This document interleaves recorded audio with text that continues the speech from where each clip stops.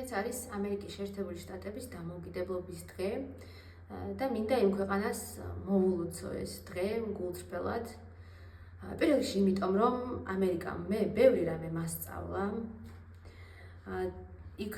განვითარდა ჩემი დამოუკიდებლობის უნარები და ზოგადად რატომ არის ხო თუნდაც ევროპა, რატომ მინდა რომ მაგალითად ქართული საზოგადოება და საქართველო იყოს ევროპული ოჯახის ნაწილიც და რატომ მინდა რომ დაემსგავსოს რაღაც გაგებით ევროპულ ან თუნდაც ამერიკულ საზოგადოებას, იმიტომ რომ ის საზოგადოებები არის მიმღებელი ჩემნაირი ადამიანების მიმართ. მე ვგულისხმობ ფუსინათლოობას, ვგულისხმობ შეზღუდული შესაძლებლობის მქონე ქალობას. ასეთი ადამიანებისთვის ამ ქვეყნებში იქმნება მისაწვდომი გარემოც, ხალხიც არის გასაგებია, რომ რა თქმა უნდა ყველგან ყველაფერი ხდება და მეტ-ნაკლებად, მაგრამ მზაობა მაინც აქვთ, რომ გაგიგონ და მიიღონ და პატივისცენ შენ საჭიროებებს, მინიმუმ როდესაც ეუბნები მაშინ მაინც და რომ დაუბრუნდეთ ისე ამერიკის შეერთებულ შტატებს, მე ვუსურვებ იმ ქვეყანას ყველაფერს საუკეთესოს და მათ შორის ძალიან პრაგმატული მიზეზების გამოც, იმიტომ რომ ეს ქვეყანა ახდენს ზეგავლენას, მათ შორის საქართველოსაც და სხვა ქვეყნებზეც. როდესაც რაღაცა კარგი ხდება იქ, ჩვენ ვცდილობთ, რომ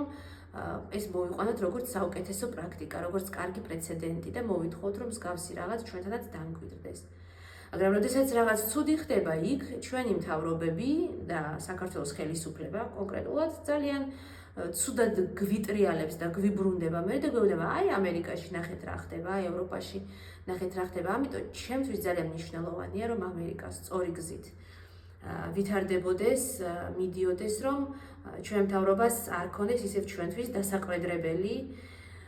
და ეს არის ზუსტად ის ქვეყანა, რომელიც მართლა დაპატარებული მასშტაბით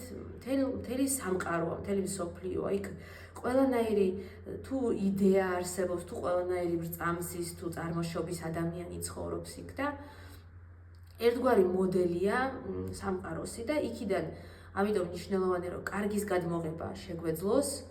და ცუდში მიბაძვა კიდევ ნამდვილად არ არის საჭირო და იმიტომ ამბობ კიდევ ერთხელ, რომ ჩვენთვის მნიშვნელოვანია, რომ სწორი გზით ვითარდებოდეს ის ქვეყანა, რომ ჩვენ მთავრობას საბაბს არ აძლევდეს ცუდი გაგებით მისი მაგალითად მოყვანის.